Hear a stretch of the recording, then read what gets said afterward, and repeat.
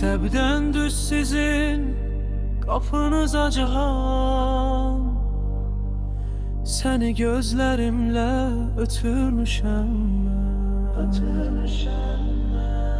Sən demə, səni bax elə o zaman məktəb yollarında itirmişəm mən.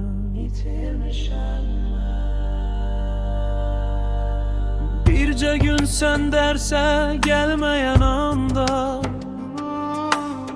mən dərsdən qaçmağı hünər bilmişəm. Durnalar şeirindən iki alanda sensizlik gəzəlini əzbər bilmişəm.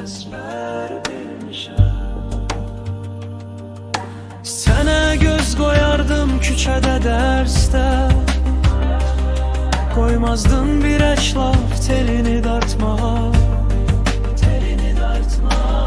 Tərklik pullarımı yığıb üst-üstə sən üçün toplayırdım 8 Mart'a.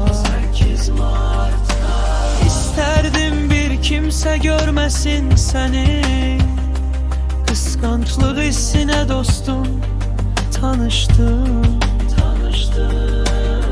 Böyük şərəf bilib sənin şəklini şərəf lövhəsindən uğurlamışam.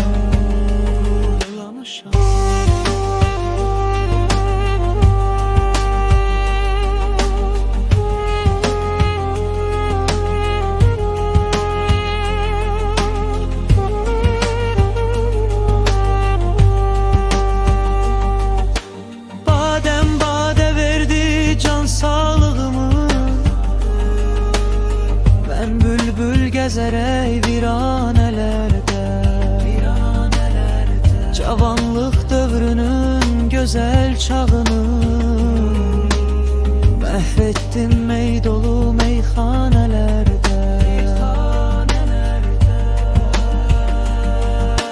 Sənə göz qoyardım küçədə dərsdə, qoymazdım bir heç vaxt elini dartmaq. Tərklik pullarımı yığıb üst-üstə sən üçün toplayırdım 8 Mart'a. İstərdim bir kimsə görməsin səni, qısqanclıq hissinə dostum tanışdım. Böyük şərəf bilib sənin şəklini şərəf lövhəsindən